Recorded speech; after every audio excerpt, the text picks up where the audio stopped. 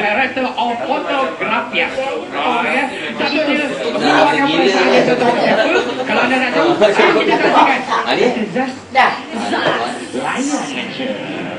Mereka bukanlah bintang filem, namun sumbangan dan kreativiti mereka menjadi tunjang utama sesebuah produksi perfilman. Ke atas, Zara. Duduk. Jalan tau.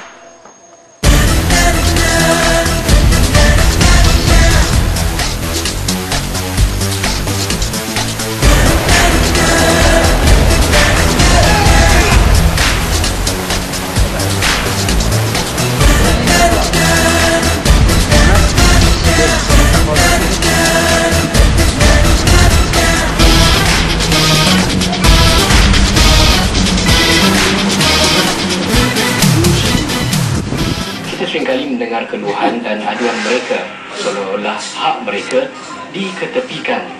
Tidakkah pihak-pihak tertentu ini tahu bahawa mereka juga ada mulut untuk disuapkan dan perut untuk dikenyangkan?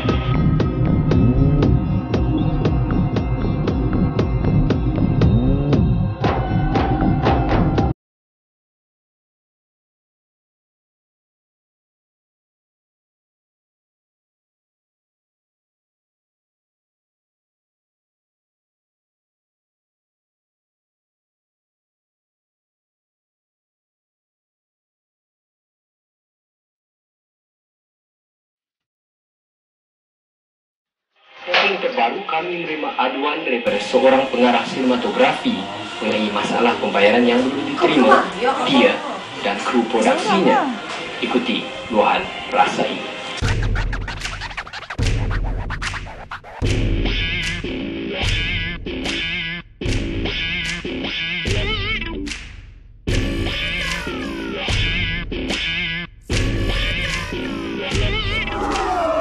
Abang Indra hadapi masalah dengan syarikat-syarikat produksi yang tidak menjelaskan bayaran kepada Abang Indra sendiri. Boleh abang ceritakan? Sebenarnya masalah tak bayar kepada tenaga pekerja ni, daripada DOP, kru, department semua terkena kan. Sejak dulu lagi, bukan perkara baru. Ada syarikat yang buat filem first payment je, second payment tak ada.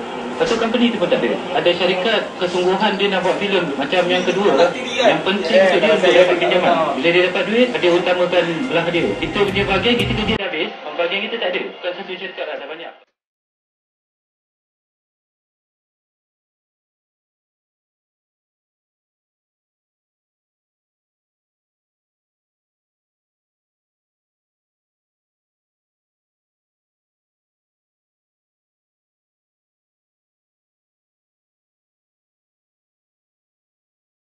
Berapa jumlah baki yang perlu mereka jelaskan? Ada beberapa syarikat ni, kalau campur-campur anggaran lebih kurang dalam 100,000 lah. 100,000 bang, banyak tu. Kenapa abang tak tuntut?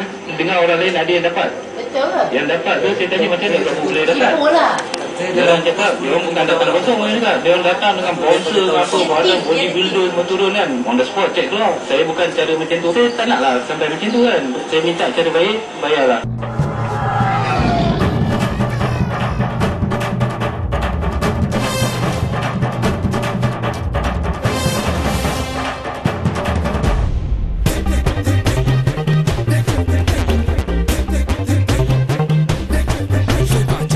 Abang ada sebut ada beberapa syarikat besar yang tidak menjelaskan bayaran kepada abang.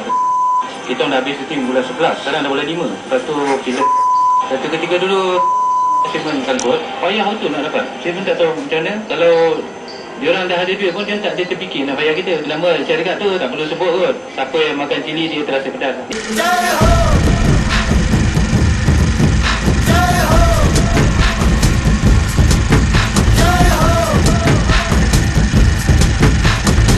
आजा आजा जिंद शामी आने के तले आजा जरी वाले नीले आसमाने के तले.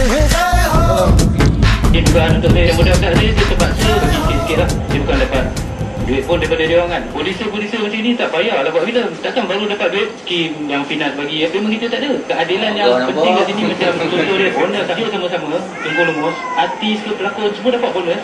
Kenapa pekerja tak ada? Itu pelik lah. Kalau nak bagi betul-betul.